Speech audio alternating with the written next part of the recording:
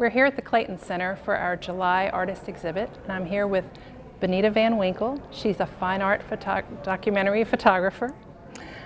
Thanks for being here with us, Benita. Thank you. It's so nice to be here. Can you tell us a little bit how you got your start in photography? Sure. So I went to school at Daytona Beach Community College and started off as a photojournalist. And while I was in school there, one of my assignments was to photograph in a dark place and to paint with light. And so I knew where I wanted to do that, and that was back at my hometown movie theater. And so I went back home to Clearwater, Florida, and as I was there, there was a sign on the door saying that the theater would soon be closed. And that was heartbreaking. And that started me on my journey of photographing vintage movie theaters about 33 years ago. So that's how long this project is representing, 33 years. 33 years. So how do you work out your travel and your photographing? Do you go to that state with a purpose, or you just kind of photograph the theaters as you happen to be in the area? Both, really. I always do my research when I have a trip that I'm going to be making, and I used to travel with my job for a while, so I would map it out and sort of figure out where theaters might be there. And then also there's the nice serendipity of just asking people on the street, where's there a movie theater near here, and do you have a local movie theater I can go visit?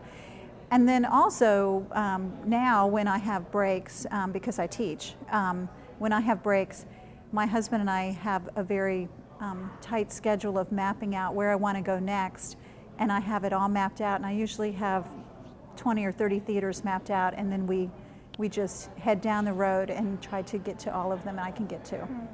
Now, is this published in a book? Do you have a book of your... I have a publisher who is interested in publishing this, and we are hoping to get that out soon. Okay.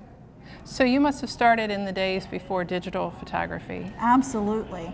In fact, some of the photographs that are in this show are done on film. And then now they've been scanned and printed, color printed on an inkjet printer, but archival inkjet printer. But you're right, some of these are done on film. And do you still use old-fashioned film? I don't. Now I've transitioned over to using digital, but it's I love the film, but it's nice with the digital because there's a little bit more flexibility, and there's some things that I can do with digital that is just a little easier than it was with film. It's not that it's really that different, but it's a little easier.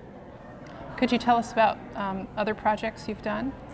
Sure. So some of the other projects that I've done, I'm really fine art documentaries, so I'm very much interested in recording things that are very American culture, American life that I feel is going away or that is not going to be here forever. So some other things that I've done, I've worked for about 7 or 8 years on the Boonville Mill, which is a grist mill that's in Boonville, North Carolina.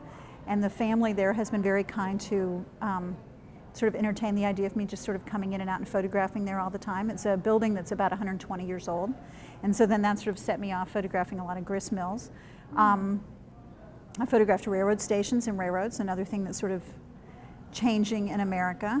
I have photographed schools that in Illinois I found out only had a couple of weeks left to be in existence, and so I went and documented all of that.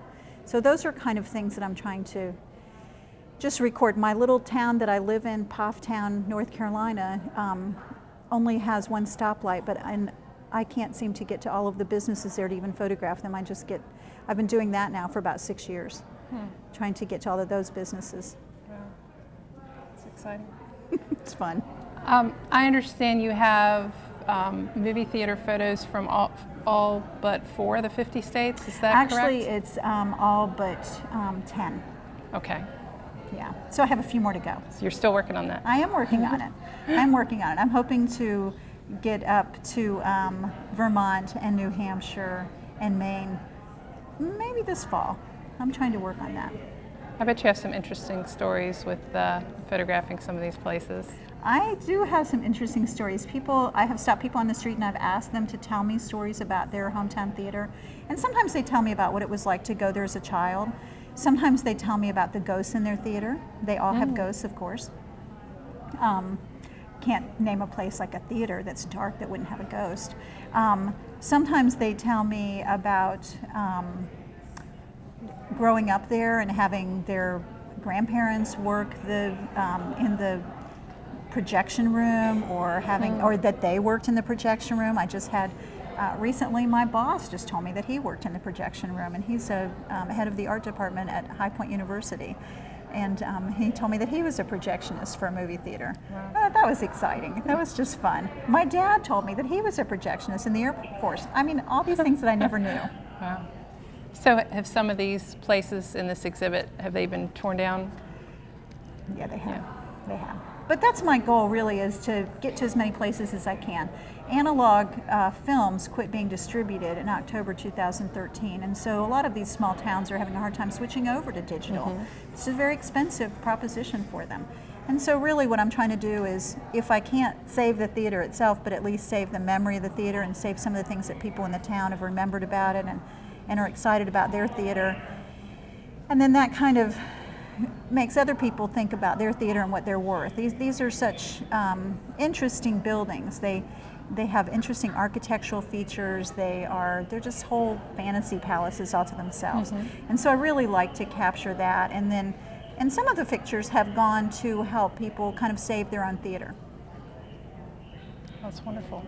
Well, thank you so much for coming to Clayton and exhibiting your work here at the Clayton Center. This is really amazing. I'm excited to be here. Thank you so much. And Benita has a website, Busy Bee Studios. www.busybstudio.com. Okay, and you can see more of her work and hear more about her projects. Thank you so much. Thank you. Our August Meet the Artist reception will be August 6th here at the Clayton Center. We will have Shannon Novak, who paints in oils, and Paul Arsenault, who paints in acrylics. We hope to see you there. It's going to be a great show.